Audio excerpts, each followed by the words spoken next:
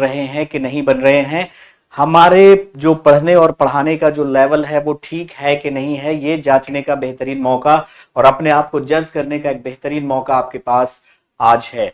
तो आज मैं लेके आया हूं केमिस्ट्री के कुछ सवाल जो प्रीवियस ईयर्स में पूछे गए हैं, पिछले एग्जाम्स में पूछे गए हैं, उनके एनालिसिस हम करेंगे और हम लोग अपने आप को चेक करेंगे कि भाई हमारी तैयारियां जो हैं वो कैसी चल रही हैं, हमें अपना लेवल कहां तक और उठाना है और जिस हम लोगों ने जो थ्योरी पढ़ी है उससे क्वेश्चंस हमारे बन रहे हैं कि नहीं बन रहे हैं।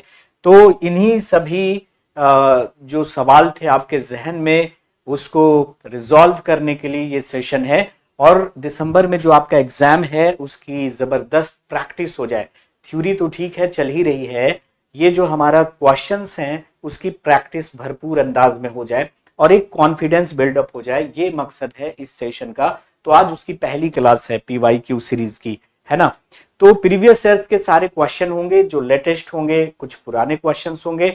तो केमिस्ट्री, उसके बाद फिर फिजिक्स, उसके बाद बायोलॉजी, हम हर तरह के सेशन को लाएंगे।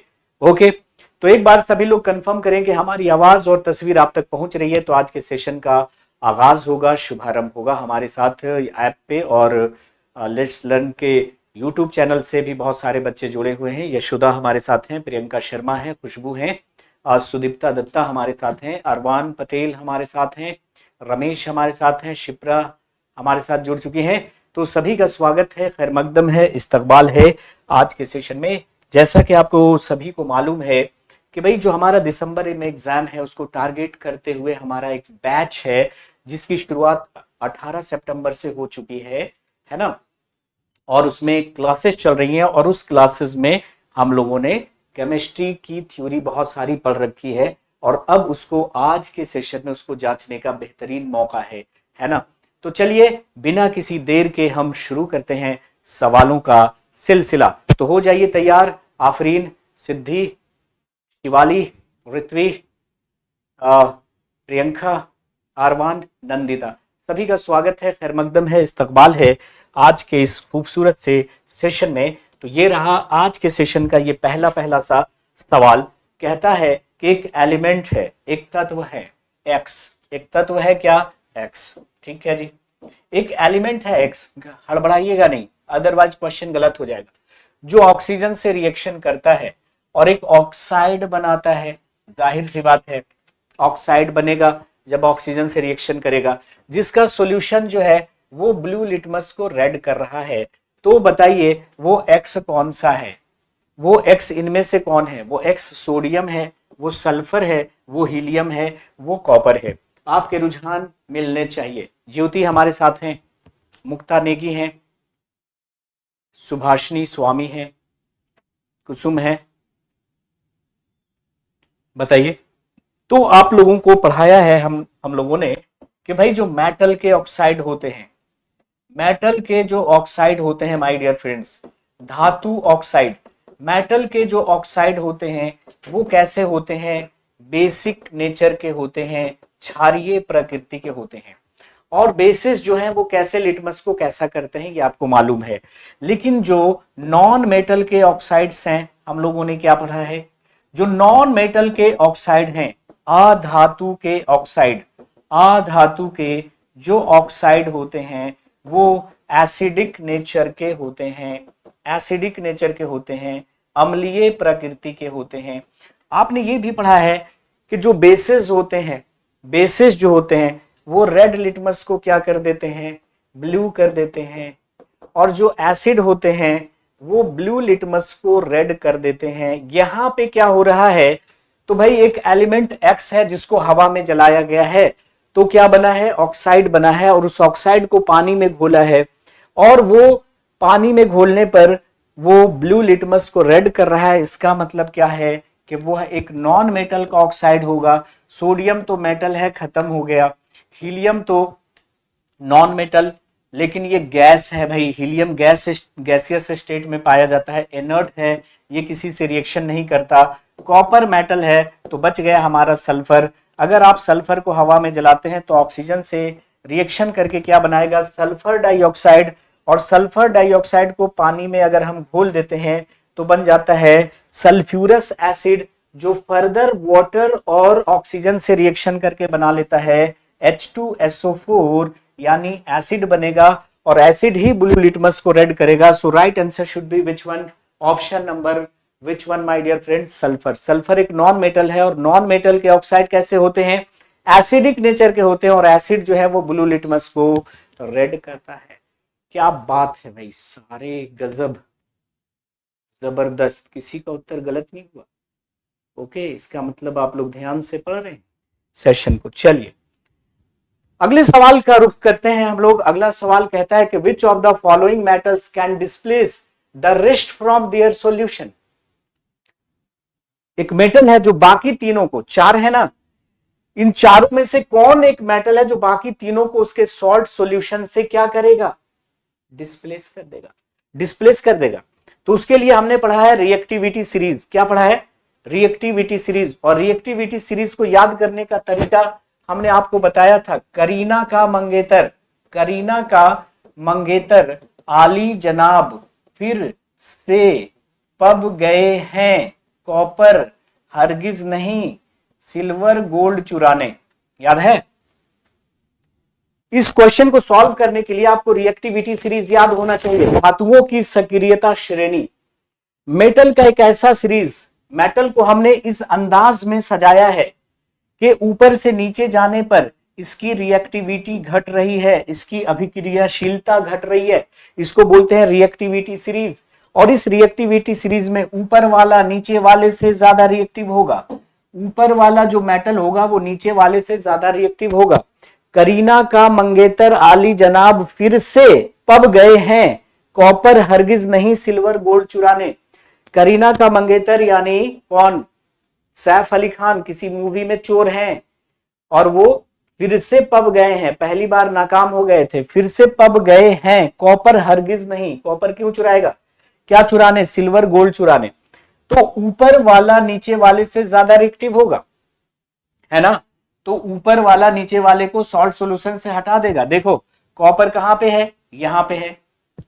आयरन कहां पे है? यहां पे है। यह है कॉपर, यह है आयरन, यह है आयरन, और यहां पे है आपका सिल्वर, यहां पे है आपका सिल्वर।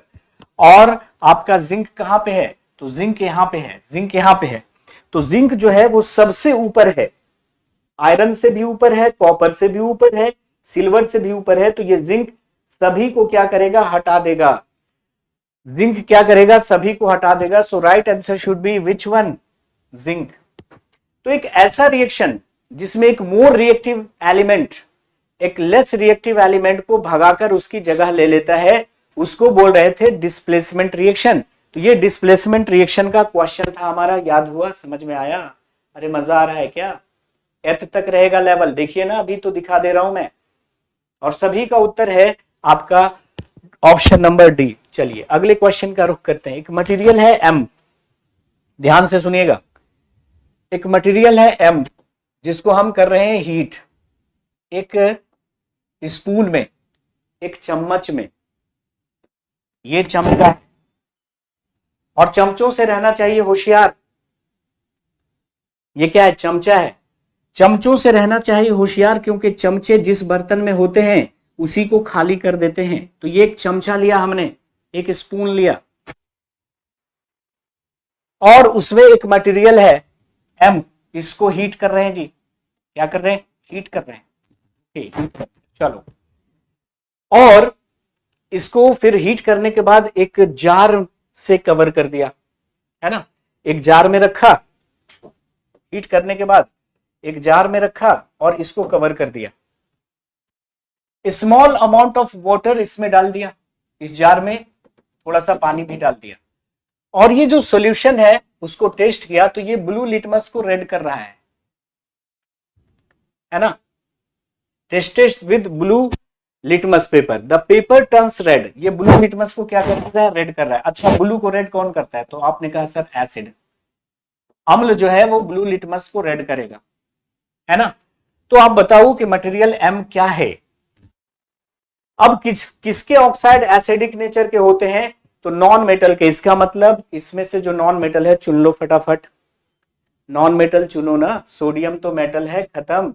एल्युमिनियम मेटल है, खत्म। मैग्नीशियम मेटल है खत्म, उत्तर क्या हो गया? सल्फर।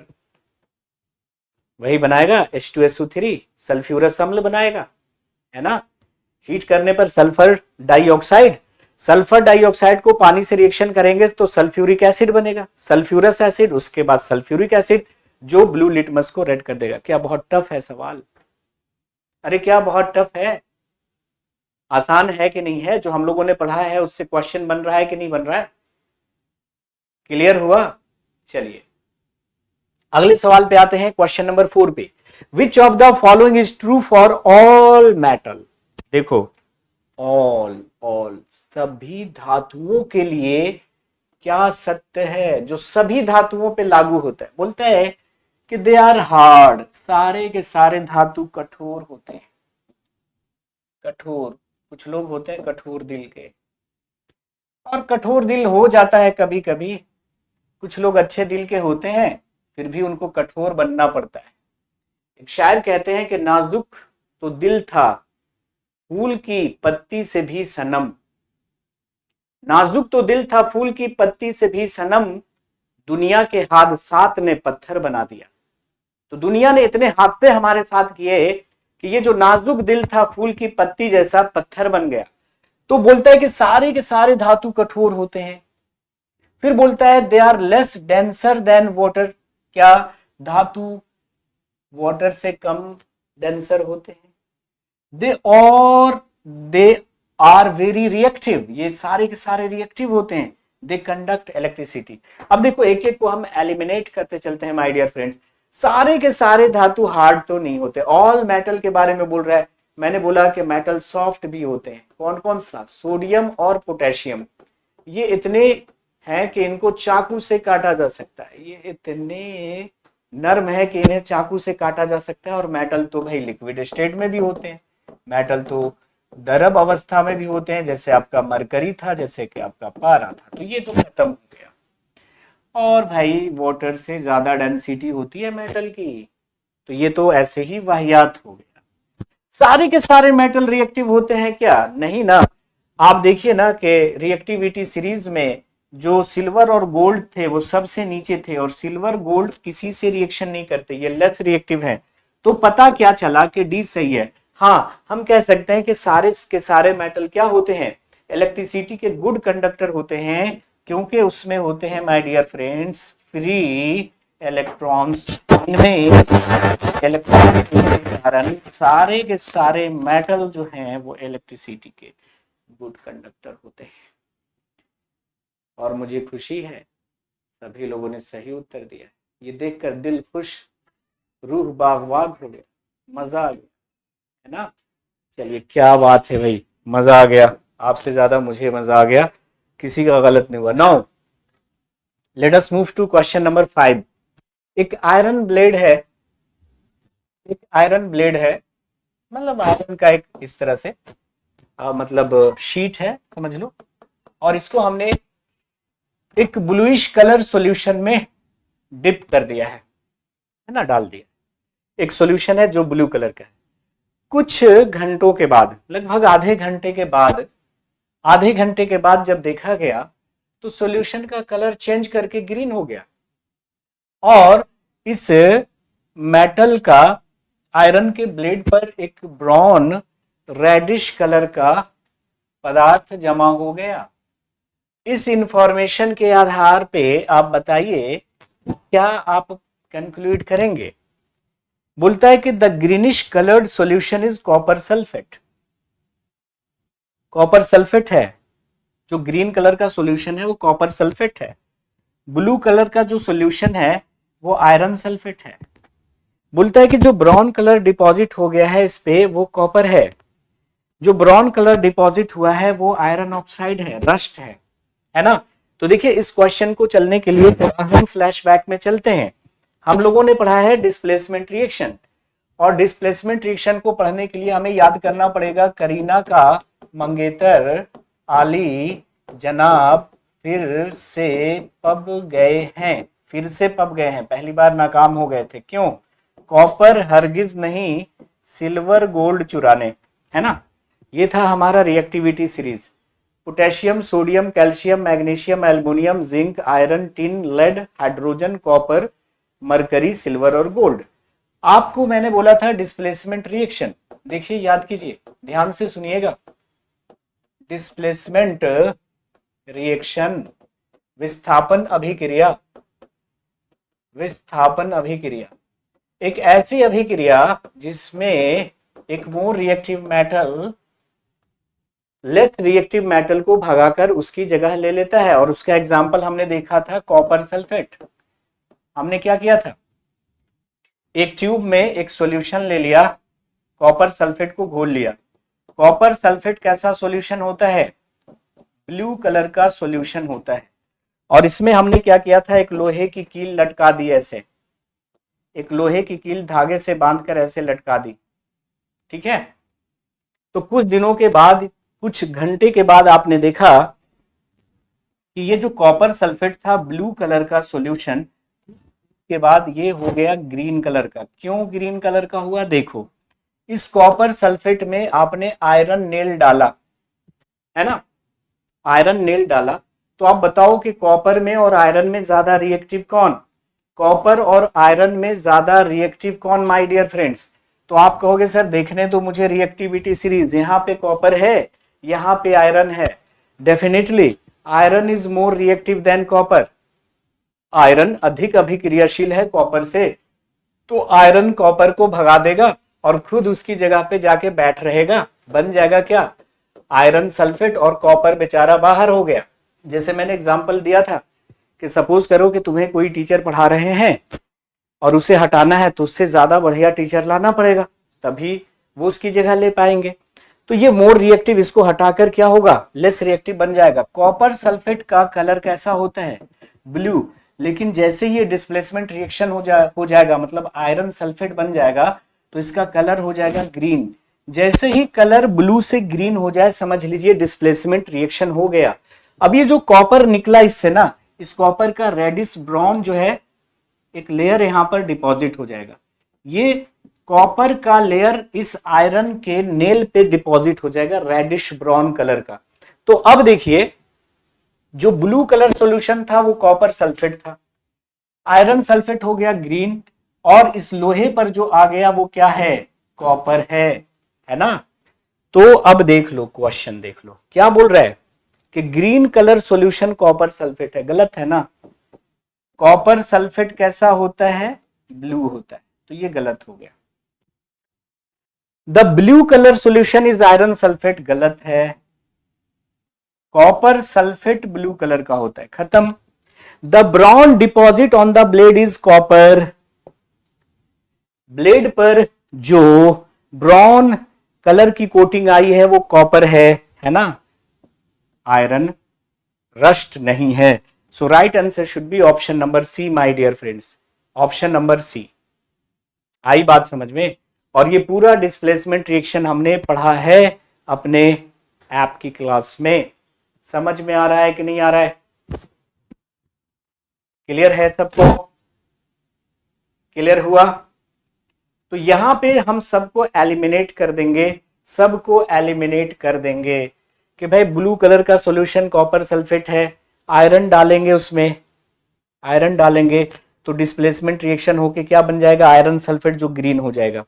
तो ब्लू कलर का सॉल्यूशन कॉपर सल्फेट है, ग्रीन आयरन सल्फेट है, और जो कोटिंग आ गई है वो कॉपर की है। यही था आपका सवाल, काफी खूबसूरत सवाल और बिल्कुल कॉन्सेप्चुअल है, रट्टाफिकेशन से तो काम नहीं चलेगा। अब आ जाइए, विच of the following statement is true, निम्नलिखित में से कौन एक सत्य वचन है जी, कौन एक सत्य वचन है। इस क्वेश्चन में बहुत सारे बच्चों का गलत हो गया है। विधान पाल साहब शुक्रिया आपका, अक्सा अली है ना, सागर कुमार साहब, और ऐप पे हमारे हैं प्रिंसी शर्मा, जैनब, नेहा। ऐप पे दिक्कत हो रही है, यूट्यूब पे स्विच कर जाइए फटाफट। चलो क्या कह रहा है कि कौन सा ट्रू है भाई साहब, कौन सा ट्रू है, बोलता है कि all non metals are gases, सारे के सारे नॉन मेटल गैसेस होते हैं। फिर बोलता है कि all non metals are not ductile, सारे के सारे नॉन मेटल डक्टाइल होते हैं, all non metals are ductile, all metals are solid, all metals are hard. देखिए सारे के सारे मेटल तो हार्ड नहीं होते जी। हमने कहा था कि सोडियम और पोटेशियम दो मेटल ऐसे हैं जो सॉफ्ट हैं, तो सारे के सारे मेटल तो हार्ड नहीं होते, तो ये गलत हो गया। सारे के सारे मेटल सॉलिड होते हैं क्या? नहीं ना। मरकरी है जो लिक्विड है। मरकरी क्या है? मेटल है, धातु है, लेकिन कैसा है? लिक्विड है जी, द्रव है कि नहीं? All non metals are non ductile. सारे के सारे नॉन मेटल्स जो होते हैं नॉन डक्टाइल होते हैं। All non metals are gases. बताइए, इतना तो एलिमिनेट करती है। क्या बोल रहे हैं? Which of the following statement is true? All non metals are not non ductile. क्या सारे के सारे नॉन मेटल डक्टाइल नहीं होते? लेकिन हाँ ये है कि all non metals are gases. सारे के सारे नॉन मेटल, एक स्टेटमेंट लिखाया था कि वो गैसेस होते हैं। ठीक है, इसमें भी सब सभी लोगों का गलत है। आगे चलते हैं। एक मेटल है एक्स जो डिस्प्लेस करता है एक मेटल वाई को उसके सॉल्ट सॉल्यूशन से, but not able to displace Z. लेकिन ये जेड को डिस्प्लेस नहीं कर पाते। बताइए इनमें सबसे ज्यादा रिएक्टिव कौन है? फिर से रिएक्टिविटी सीरीज का क्वेश्चन आ गया। फिर से रिएक्टिविटी सीरीज का क्वेश्चन आ गया। हाँ जी, प्रशांत आ रहा है आपका। बताइए, तो जैसे हम रिएक्टिविटी सीरीज को ही ले लेते हैं, करीना का मंगेतर। जैसे देखो, यह करीना का मंगेतर आली जनाब फिर से पब गए हैं, इतना ही ले लेते हैं। एक्स वाई जेड कर देते हैं, है ना। ये मान लिया है कि क्या बोल रहे हैं, एक मेटल एक्स है जो डिस्प्लेस कर रहा है किसको? वाई। डिस्प्लेस कर रहा है वाई को। एक मेटल एक्स है जो वाई को हटा दे रहा है। इसका मतलब कौन ऊपर होगा? एक्स ऊपर होगा कि वाई ऊपर होगा? तो रिएक्टिविटी सीरीज में एक्स ऊपर रहा होगा, तभी ये वाई को डिस्प्लेस कर रहा है। एक्स डिस्प्लेसेस मेटल वाई, यानी एक्स वाई को डिस्प्लेस कर रहा है, यानी एक्स वाई से ज्यादा है reactive, but it not able to displace a metal Z. ये जो एक्स है वो जेड को डिस्प्लेस नहीं कर पा रहा है। एक्स वाई को तो डिस्प्लेस कर रहा है, लेकिन एक्स जो है वो जेड को डिस्प्लेस नहीं कर पा रहा है। इसका मतलब कि भाई एक्स से ज्यादा रिएक्टिव है जेड। तो इनमें सबसे ज्यादा रिएक्टिव कौन हुआ? बोलो, सबसे ज्यादा रिएक्टिव हुआ आपका जेड। नहीं आया बात समझ में? अरे जज्बात समझ में आए? जज्बात आए समझ में?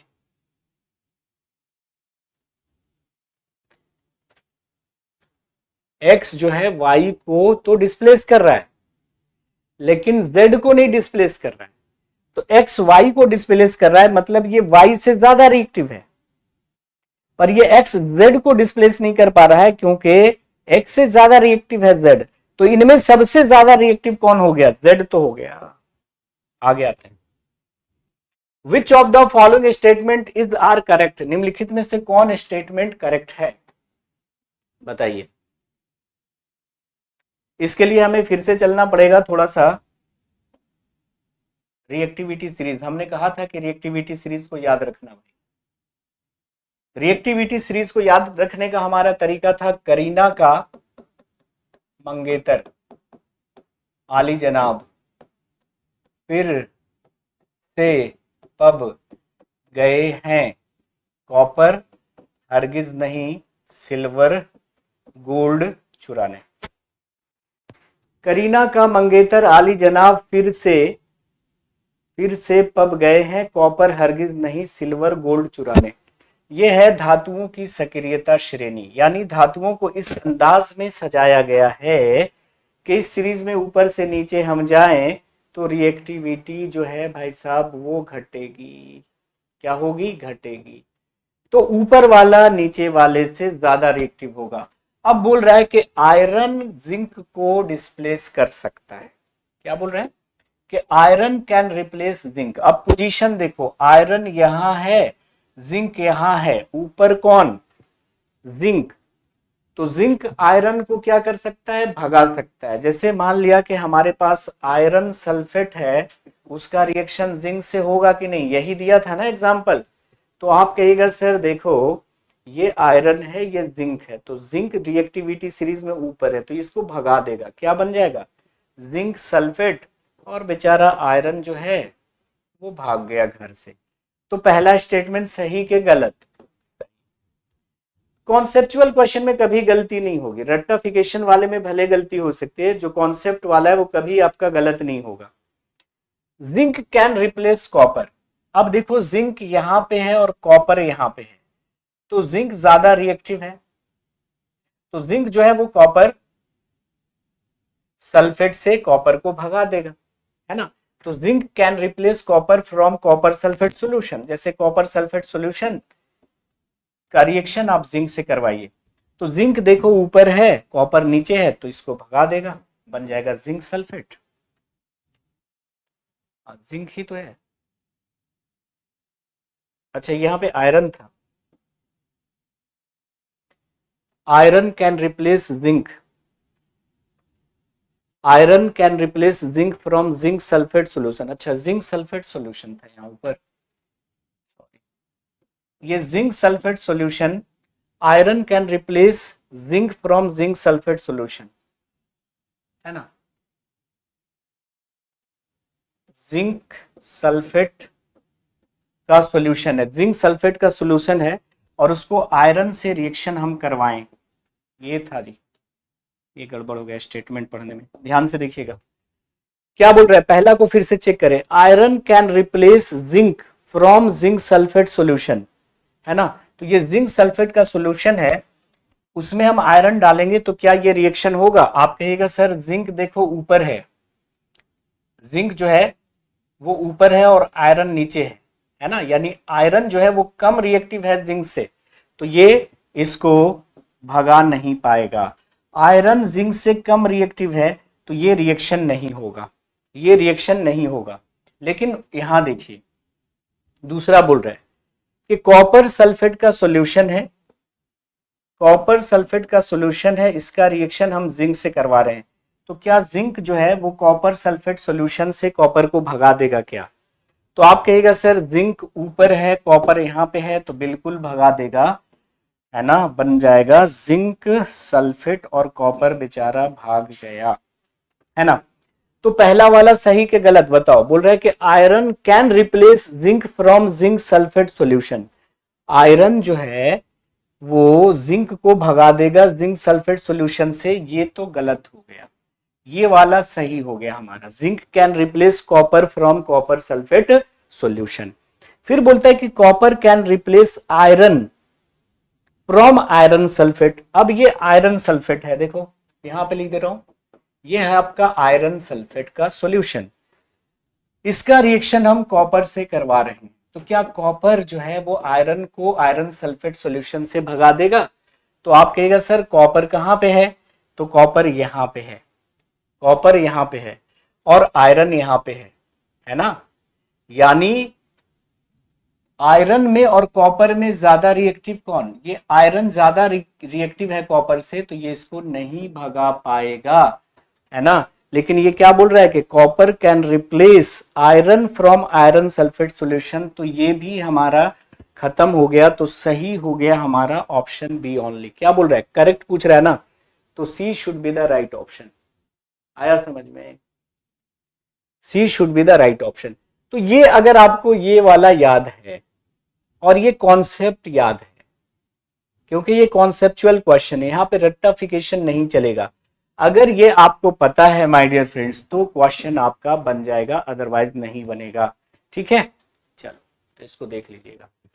फिर बोलता है कि अमृता जो है वो एक सेटअप कर रही है इलेक्ट्रिक सर्किट का, अमृता एक इलेक्ट्रिक सर्किट बनाने का के सेटअप के लिए ट्राई कर रही है। She runs short of connecting wires, और इलेक्ट्रिक सर्किट बनाने के दौरान उसको तार कम पड़ गया है, वायर कम पड़ गया।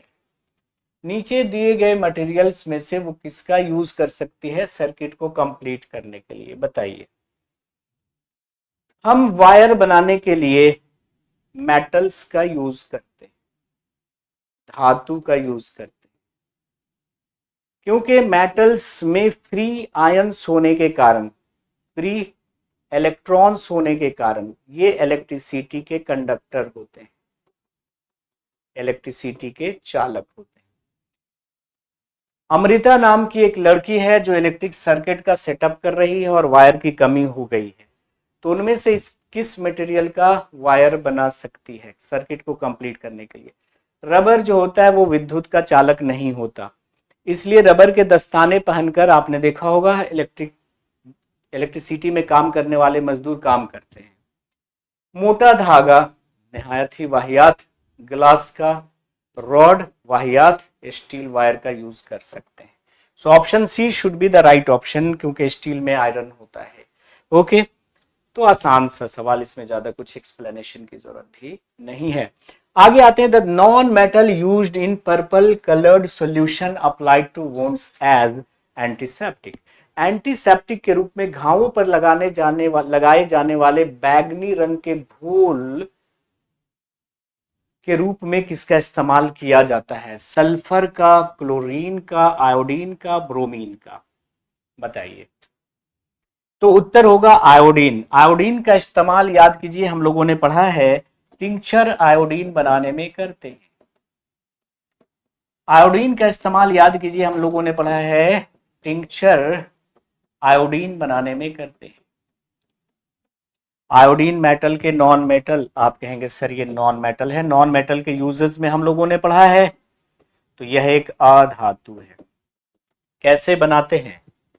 आयोडीन को आपने घोल दिया है अल्कोहल वाटर सॉल्यूशन में।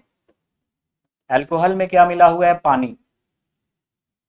तो आयोडीन को हमने क्या किया है? घोल दिया है किसमें? अल्कोहल और जल के बने हुए मिश्रण में। तो ये जो सॉल्यूशन बनेगा ये कहलाएगा टिंचर आयोडीन, क्योंकि ये टिंचर आयोडीन एंटीसेप्टिक नेचर का होता है। इसे घावों पर लगाने में यूज किया जाता है। एंटीसेप्टिक, प्रतिरोधी, वो दवाएं जो जीवाणुओं को या तो मार देती है या जीवाणुओं की वृद्धि को रोक देती है, उन्हें हम एंटीसेप्टिक कहते हैं। आपने देखा होगा बीटाडीन, बीटाडीन का कॉम्पोजिशन देखा आपने, लिखा रहता है पॉविडीन आयोडीन। उसमें से आयोडीन जो रिलीज होता है वो एंटीसेप्टिक नेचर का होता है। Question number 6। अच्छा, उसमें कुछ दिक्कत है? चलिए देख लेंगे, अगर कोई दिक्कत है तो लास्ट में, है ना। अभी इसी पे चलते हैं। Which one of the following metals burn, यहां पे बर्न होना चाहिए था, अर्न कुछ होता नहीं है। हाँ, Burns if kept in air, किसको हवा में रखने पर वो जल सकता है, मतलब हवा में गर्म करने पर जल सकता है। तो निम्नलिखित में से किस धातु को हवा में रखने पर, या हम कहें हवा में गर्म करने पर, अगर सच में बोले तो गर्म करने पर क्या होगा? जल जाएगा, जलेगा। बताइए किस मेटल को हवा में रखने पर जलेगा, बर्न कर सकता है? केप्ट इन एयर, हवा में रखने पर वो जल सकता है, गर्म करने पर नहीं, हवा में रखने पर। धातु को हवा में रखने पर जल सकता है। बताइए। Magnesium, zinc, aluminium, sodium. आप लोगों ने पढ़ा है कि सोडियम को हम लोग केरोसिन ऑयल में इमर्स्ड करके डुबोकर रखते है ना, केरोसिन तेल में। तो सोडियम और पोटेशियम को केरोसिन तेल में डालकर रखा जाता है, क्योंकि अगर ये एयर में रखा है और एयर में मॉइस्चर है, तो ये सोडियम जो है आप जानते हैं कि हवा से, सोडियम जो है वो वाटर से काफी भयंकर रूप से रिएक्शन करता है, और सोडियम वाटर के संपर्क में आने पे बनाता है सोडियम हाइड्रोक्साइड, निकलती है हाइड्रोजन गैस, और काफी एक्सोथर्मिक रिएक्शन होता है, काफी अधिक मात्रा में ऊष्मा निकलती है, और इस ऊष्मा से हाइड्रोजन गैस आग पकड़ लेता है, याद कीजिए हमने कहा था कि इस रिएक्शन का इस्तेमाल बाबा लोग अपने भक्तों को चमत्कार दिखाने के लिए करते हैं, है ना। जैसे मैं मान लिया कि मैं बाबा हूँ और मेरे भक्तगण यहाँ पे बैठे हुए हैं और मैंने एक भक्त को बुलाया और कहा कि तुम पर प्रेत आत्माओं का साया है। हमने सोडियम को पहले से ही काट कर मुट्ठी में रख लिया है, क्योंकि सोडियम और पोटेशियम दो ऐसे धातु हैं जो कि मतलब इतने मुलायम है कि उन्हें चाकू से काट सकते हैं। तो हमने पहले ही ऐसे काट के रखा हुआ है अपनी मुट्ठी में। पानी का एक गिलास लिया, उस पर कुछ पढ़ा, ऐसे फूंक दिया और ऐसे किया मैंने और ऐसे मारा पानी में। सोडियम गया पानी में, आग लग गई। अब भक्तगण देखे, अरे बाबा तो बहुत पहुंचे हुए हैं, इसने तो पानी में आग लगा दिया, सब हमारे कदमों पे गिर जाएंगे कि बहुत पहुंचे हुए बाबा हैं, है ना। तो इसका उत्तर हो गया आपका सोडियम। सोडियम जैसे ही वाटर के संपर्क में आएगा ना, वो आग पकड़ लेगा, इसीलिए इसको केरोसिन तेल में डुबा कर रखा जाता है। तो बच्चों को जब लैब वगैरह में हम लोग दिखाते हैं ऐसे ना, बच्चे बड़ा इंटरेस्ट लेते हैं, एकदम पॉप साउंड निकलेगा ना, ये भी जलेगा तो कैसा निकलेगा, पॉप साउंड, क्योंकि हाइड्रोजन गैस किस साउंड से जलती है, पॉप साउंड से जलती है। पानी में डालती करेगा पॉप, है ना, और एकदम आग दहक जाएगी, मजा आ जाएगा। क्लियर। तो चलो अगले सवाल पे चलते हैं। Which one of the following gases burn with pop sound. देखिए आ ही गया, कौन सा गैस पॉप ध्वनि के साथ जलता है। आप याद कीजिए हमने कहा था कि अगर कोई धातु किसी अम्ल से प्रतिक्रिया करता है, अगर कोई धातु किसी अम्ल से प्रतिक्रिया करता है तो सॉल्ट बनता है और हाइड्रोजन गैस निकलती है। जैसे कि अगर हम जिंक का रिएक्शन करवा देते हैं H2SO4 से, है ना, ये हमने क्या किया, परखनली में क्या ले लिया, H2SO4 सल्फ्यूरिक अम्ल, और पहले से हमने इसमें जिंक के टुकड़े डाल रखे हैं, ये जिंक के टुकड़े हैं। जिंक लैब में आपने देखा होगा ग्रैन्यूल्स यानी दाने के फॉर्म में या छोटे छोटे टुकड़ों के फॉर्म में मिलता है। और इस पर जैसे ही आप डाइल्यूट एसिड डालेंगे, इस जिंक के टुकड़ों पर जैसे ही H2SO4 डालना शुरू करेंगे, आपको बबल्स दिखने शुरू हो जाएंगे, गैस का बुलबुला दिखना शुरू हो जाएगा। ये बुलबुला जो है वो हाइड्रोजन गैस का होगा, हाइड्रोजन गैस का होगा। कैसे पता चलेगा कि ये जो बाहर निकलने वाली गैस है वो हाइड्रोजन है। यहाँ पर जलती हुई माचिस की तीली या मोमबत्ती ले जाने पर कैसी ध्वनि देगा, पॉप ध्वनि देगा, बिल्कुल पॉप ऐसा आवाज आएगा, है ना। बच्चे बड़े एंजॉय करते हैं, सर एक बार और, एक बार और, है ना, मजा आ जाता है उनको। उनको मना करते रहो, सुनते नहीं है, सर एक बार और, एक बार और, क्योंकि जैसे ही माचिस की तीली या मोमबत्ती ले जाएंगे क्या करेगा, एकदम पॉप ऐसा आवाज निकलेगा और ये जलना शुरू हो जाएगी गैस। तो अगर किसी गैस के पास जलती हुई माचिस की तीली या मोमबत्ती ले जाने पर वो पॉप ध्वनि देता है, वो गैस कौन सी है, हाइड्रोजन गैस है। तो हाइड्रोजन गैस के टेस्ट में हमने पढ़ाया था ये, तो सही उत्तर है ऑप्शन नंबर 1। क्वेश्चन बन रहा है, अरे जो हम लोगों ने पढ़ा है वो ठीक ठाक है ना, आ रही है बात समझ में, ठीक है। चलिए चलिए 3 दिन अभी हम साइंस का प्रैक्टिस करवाएंगे यूट्यूब पर और ऐप पर, ठीक है। फिर देखेंगे जैसे जैसे एग्जाम नजदीक आएगा कुछ और क्लासेस हम करने की कोशिश करेंगे। क्लियर है। Now let us move to next question my dear friends. Match the following metals and non metals with their uses. इधर कुछ मेटल्स और नॉन मेटल्स दिए गए हैं, उसके एप्लीकेशन को मैच करके सही कोड को टिक करना है माय डियर फ्रेंड्स, सही कोड को टिक करना है। चलो करो, थोड़ा सा टाइम देता हूं आपको, सब मैं ही बना दूं क्या। सागर कह रहे हैं कि क्वेश्चन नंबर 6, चलिए देख लेंगे उसको। क्वेश्चन नंबर 6 पे कुछ दिक्कत है आप लोगों को तो कर लेंगे उसको, कोई बड़ी बात नहीं है। जल्दी बताइए, मजा आ रहा है क्वेश्चन बनाने में, अब बताइए।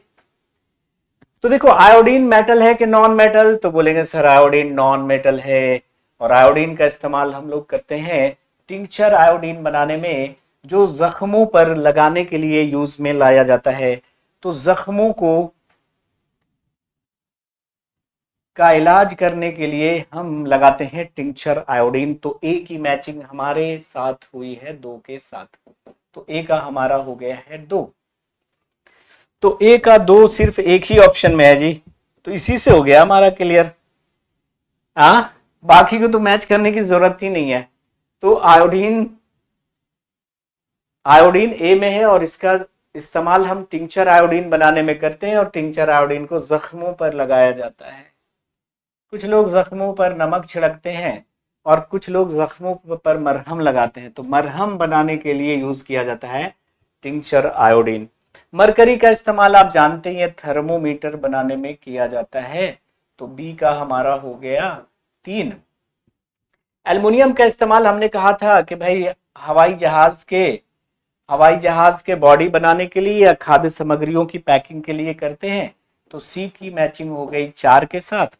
और क्लोरीन का इस्तेमाल हम लोग करते हैं वाटर जल के शुद्धिकरण करने के लिए। ये तो आज भी पढ़ाया है आपकी क्लास में।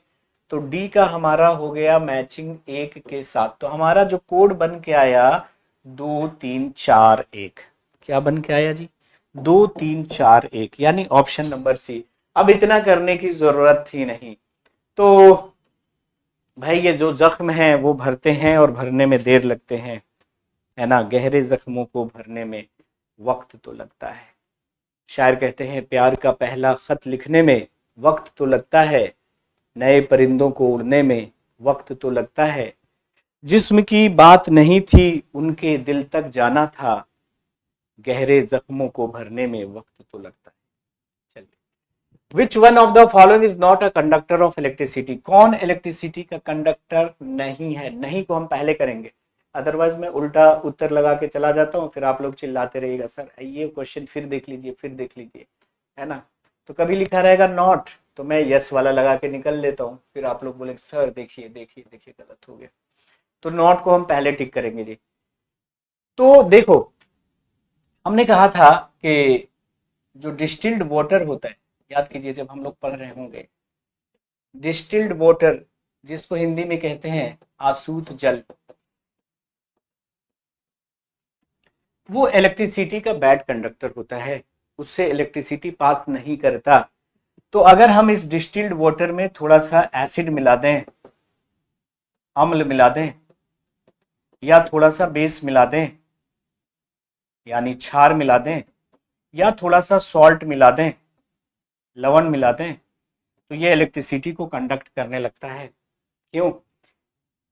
एसिड को मिलाएंगे तो एसिड टूट कर क्या देगा, H+ देगा। बेस क्या देगा, OH- देगा, है ना। सॉल्ट भी टूटेगा। तो अगर डिस्टिल्ड वाटर जो होता है वो इलेक्ट्रिसिटी का क्या होता है, बैड कंडक्टर होता है। उसमें हम थोड़ा सा एसिड मिला दें, थोड़ा सा बेस मिला दें या थोड़ा सा सॉल्ट मिला दें, तो फ्री आयंस होने की वजह से फिर वो इलेक्ट्रिसिटी को कंडक्ट करते हैं। इसलिए मैंने बोला था कि जो टैप वाटर होता है, नल का पानी होता है, उनमें आयंस होते हैं, मिनरल्स होते हैं, तो वो आपको झटका देते हैं। तो भाई आप जो है भीगे हाथों से आपको इलेक्ट्रिकल अप्लायंस स्विचेस वगैरह नहीं छूने चाहिए, क्योंकि टैप वाटर इलेक्ट्रिसिटी का कंडक्टर होता है, रेन वाटर इलेक्ट्रिसिटी का कंडक्टर होता है। लेमन जूस देखिए एसिड होगा, विनेगर में एसिड होगा, है ना। सॉल्ट वाटर तो सॉल्ट है ही। तो ये सब इलेक्ट्रिसिटी के कंडक्टर होंगे। लेकिन कौन नहीं होगा, तो डिस्टिल्ड वाटर इलेक्ट्रिसिटी का कंडक्टर नहीं होता, क्योंकि इसमें फ्री आयंस क्या होते हैं, नहीं होते, मुक्त आयन नहीं होते। लेकिन जैसे इसमें एसिड बेस या सॉल्ट घोलिएगा, ये एसिड डिसोसिएट होकर आयन देगा, बेस डिसोसिएट होकर आयन देगा, सॉल्ट डिसोसिएट होकर आयन देगा। ठीक है, चलिए अगले सवाल पे चलते हैं। Anita prepared a fresh solution of sodium hydroxide. Anita ने सोडियम हाइड्रोक्साइड का सॉल्यूशन बनाया इन अ टेस्ट ट्यूब, एक टेस्ट ट्यूब में। ये टेस्ट ट्यूब लिया उसने और इसमें क्या है, सोडियम हाइड्रोक्साइड है। ठीक है जी। She dropped a small piece of aluminium. इसमें इसने क्या किया, एक एल्युमिनियम का पीस डाल दिया, एल्युमिनियम डाल दिया। तो ये एल्युमिनियम का पीस डाल दिया उसने, ये है एल्युमिनियम। ठीक है जी। Foil and then brought a burning matchstick near the mouth of the test tube.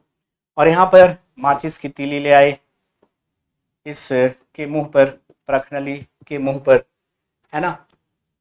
और उसे पॉप साउंड मिला, पॉप साउंड मिला। अब आप बताइए ये पॉप साउंड जो है वो किसके प्रेजेंस का इंडिकेटर है। तो आप कहिएगा पॉप साउंड कौन देता है, तो hydrogen gas. Option number A. मतलब क्या है, मतलब क्या है कि कोई एसिड या बेस जब किसी मेटल से रिएक्शन करेगा, देखो याद कीजिए हम लोगों ने पढ़ा है कि अगर कोई एसिड या बेस, यानी कोई अम्ल या कोई क्षार, जब भी किसी धातु से प्रतिक्रिया करता है, किसी धातु से प्रतिक्रिया करता है, तो क्या बनता है? सॉल्ट बनता है और हाइड्रोजन गैस निकलती है ना। लवण का निर्माण होता है और हाइड्रोजन गैस बनती है।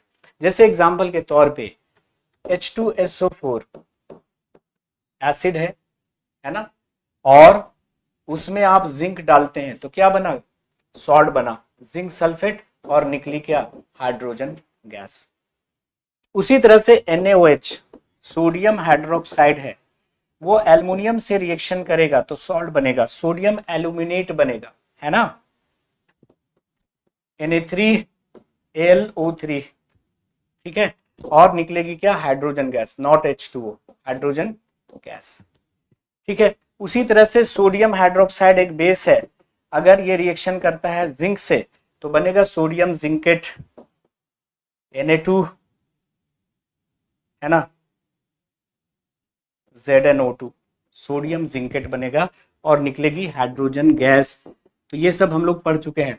तो चाहे वो एसिड हो या बेस हो, अगर वो मेटल से रिएक्शन करता है तो सॉल्ट बनेगा और निकलेगी हाइड्रोजन गैस, और हाइड्रोजन गैस के नजदीक अगर जलती हुई माचिस की तीली ले जाएंगे तो वो पॉप साउंड देगा। यही था हमारा क्वेश्चन, ठीक है, क्लियर है? चलो, है ना, हाइड्रोजन गैस, सब में हाइड्रोजन गैस निकलेगा। एसिड से मेटल रिएक्शन करेगा तो भी हाइड्रोजन गैस, बेस से मेटल रिएक्शन करेगा तो भी हाइड्रोजन गैस। जैसे यहां पर सोडियम हाइड्रोक्साइड एल्युमिनियम से रिएक्शन करेगा तो aluminium zincate, sodium hydroxide zinc से रिएक्शन करेगा, सॉरी, सोडियम एल्यूमिनेट, यहां पे सोडियम जिंकेट बन रहा है। अगले सवाल की तरफ हम लोग चलते हैं। Select the group of poor conductor of heat. Poor conductor of heat कौन होता है? नॉन मेटल, सेलेक्ट कर लीजिए। मेटल हीट का गुड कंडक्टर होता है, धातु जो होता है विद्युत का बढ़िया सुचालक होता है। नॉन मेटल हीट और इलेक्ट्रिसिटी दोनों के बैड कंडक्टर होते हैं। अब इसमें कुछ पेयर दिए गए हैं, बोल रहा है क्या? पुअर कंडक्टर ना, हाँ, तो पुअर कंडक्टर को देख लीजिए।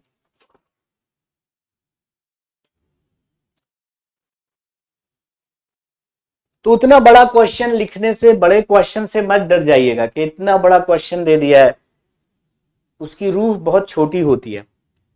तो देखिए, जहां जहां मेटल है उसको काट दीजिए। ये मेटल है, ये मेटल है, खत्म हो गया।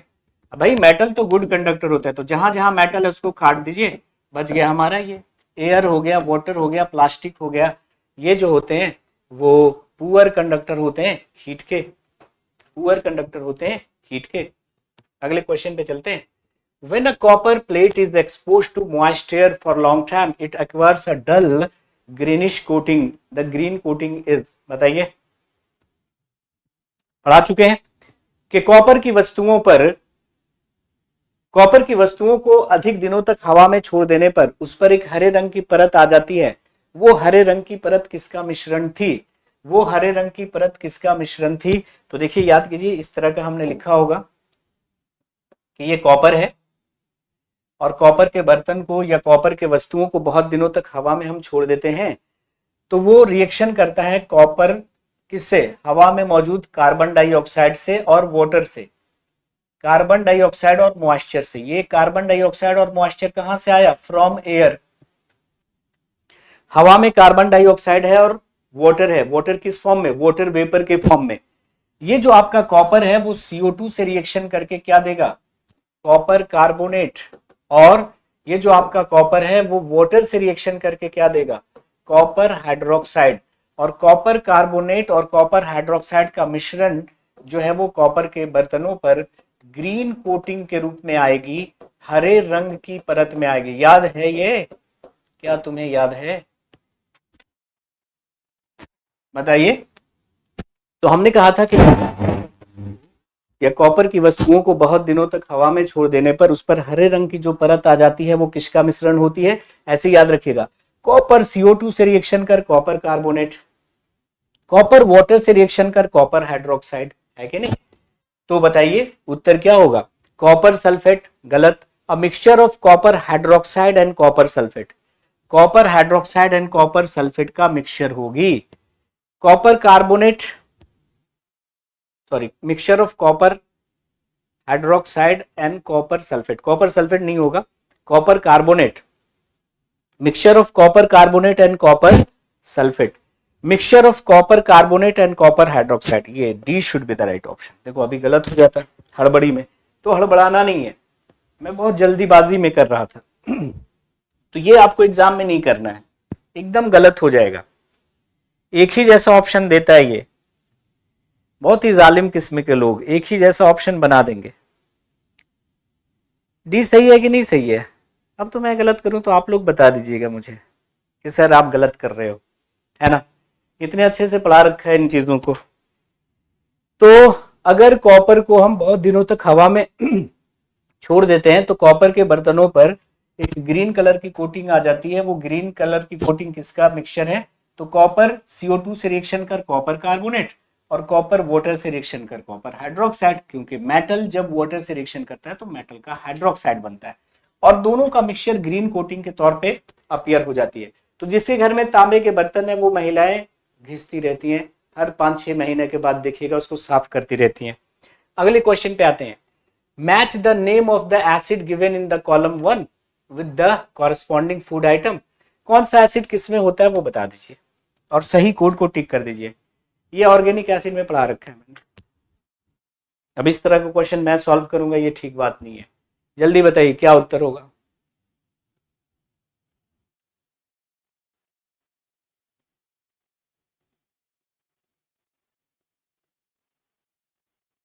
हाँ ये ऐप पे चली जाएगी VOD, बिल्कुल बिल्कुल ऐप पे भी चल रही है। ऐप पे बहुत सारे बच्चे हैं, देवाजीत हैं, प्रिया सिंह है, अनीस हैं, अफसाना परवीन है, फिरदौस जहां हमारे साथ हैं, बहुत सारे बच्चे जुड़े हुए हैं ऐप पे भी। यूट्यूब और ऐप पे बच्चे मतलब डिवाइड हो गए हैं, एक ही जगह रहते तो ज्यादा बेटर था। देखो जी एसिटिक एसिड कहाँ होता है? विनेगर में। विनेगर में कौन सा एसिड होता है? Acetic acid. तो ए का हमारा हो गया मैचिंग 4 के साथ। ओके, लैक्टिक एसिड पाया जाता है आपके कर्ड में, तो बी की एक मैचिंग हो गई 3 के साथ। ओके, नाउ ऑक्जेलिक एसिड आप जानते हैं टमाटर में पाया, टमाटर और पालक में होता है ऑक्जेलिक एसिड, तो सी का हमारा हो गया 1 के साथ। तो बच गया सिट्रिक एसिड। सिट्रिक एसिड आपके लेमन में होती है, तो डी का हमारा हो गया 2 के साथ। तो हमारा जो कोड बन के आया माय डियर फ्रेंड्स 4312। 4312 कहाँ है जी? अरे कहाँ है 4321? सॉरी 4312 कहाँ है? ऑप्शन नंबर 4 में है। Option number 4। कितने लोगों ने 4 बोला? सब बोल रहा है, कोई गलत ही नहीं कर रहा है। तो जो पढ़ा है वहीं से क्वेश्चन है कि नहीं है ये बता दो ना। क्या बहुत हाई फाई क्वेश्चन है क्या? 10th लेवल का क्वेश्चन है क्या? अरे भाई 6 to 8th लेवल का क्वेश्चन है, तो ज्यादा इधर उधर जाने की जरूरत नहीं है। एनसीईआरटी का दामन पकड़ के चलना है आप लोगों को। एनसीईआरटी में जो चीजें है ना 6 to 8 वही पढ़नी है, ज्यादा इधर उधर जाइएगा क्वेश्चन नहीं बनेगा, रट्टाफिकेशन नहीं करना है। चलो अगले क्वेश्चन पे चलते हैं। Question number 19। Which of the following is a synthetic indicator? देखो इंडिकेटर पढ़ाया मैंने। इंडिकेटर 2 तरह का था, एक था नेचुरल और दूसरा था सिंथेटिक इंडिकेटर। जल्दी बताइए सिंथेटिक इंडिकेटर कौन है? टर्मेरिक तो नेचुरल हुआ ना, लिटमस भी नेचुरल है क्योंकि लाइकन से प्राप्त होता है। लिटमस कहां से मिलता है आपको? लाइकन से, तो ये नेचुरल हुआ ना। लाइकन बताया था क्या होता है? लाइकन एल्गी और फंजाई का एसोसिएशन होता है। एल्गी और फंजाई, कवक और शैवाल के बीच जो सहजीविता का संबंध है उसे लाइकन कहते हैं, पता है कि नहीं? चाइना रोज सॉल्यूशन को भी इंडिकेटर के तौर पे यूज करते हैं। तो बच गया आपका मिथाइल ऑरेंज फिनॉक्सिलिन, 2 बताया था ना। मिथाइल ऑरेंज और फिनॉक्सिलिन ये सिंथेटिक इंडिकेटर हैं, है ना? क्लियर है? चलो आज के सेशन का एक और बेहतरीन सवाल देखेंगे। बोलता है कि अदिति जो है अपने फ्रेंड को एक ऐसा मैसेज देना चाहती है जो सिर्फ वही पढ़े, दूसरा ना पढ़ पाए। सीक्रेट मैसेज है, पहले खतों के जरिए सीक्रेट मैसेज भेजे जाते थे, है ना। अब तो भाई मोबाइल का जमाना आ गया, खतों का दौर खत्म हो गया। पहले लोग गांव से काम करने जाते थे तो खत लिखते थे, पहुंचने के बाद 10-15 दिनों के बाद आता था खत का जवाब, है ना। तो लोग कहते थे कि पहुंच गए अपने ठिकाने पर। अब तो मोबाइल का दौर है। तो अदिति जो है वो अपने फ्रेंड को एक सीक्रेट मैसेज खत के जरिए भेज रही है, जो वो चाह रही है कि सिर्फ वही पढ़े, दूसरा उसे देखे तो वाइट दिखे। तो she gave her friend a letter which does not seem to have anything, उस पर कुछ लिखा हुआ था नहीं, on it she asked her friend to rub the paper with a slice of beetroot. वो कह रही है कि भाई तुमको जब पेपर मिले ना तो बीट रूट लो और उसको उस पेपर पे रगड़ो, तो तुमको मैसेज जो है ना वो डार्क कलर में अपीयर हो जाएगा। बताइए कि भाई वो मैसेज किससे लिखा गया था, sorry which of the following could she have used to write the message, वो मैसेज किससे लिखा गया था। तो देखिए बीट रूट का इस्तेमाल भी हम मतलब नेचुरल इंडिकेटर के तौर पे करते हैं। बीट रूट जो है वो मतलब बेस के संपर्क में आने पे अपने कलर में चेंज लाता है। अब आप देखिए इसमें के बेस कौन है, कॉमन सॉल्ट तो न्यूट्रल हो गया, ग्लूकोज न्यूट्रल होता है, बेकिंग सोडा होता है बेसिक, लेमन जूस होता है एसिडिक। तो सही उत्तर हो गया हमारा ऑप्शन नंबर 3। साथ तो बने रहिए हमारे साथ अपनी सफलताओं को सुनिश्चित करने के लिए। मुलाकात होगी अगले सेशन में। Have a nice day, take care, bye bye, जय हिंद, thank you very much, see you again.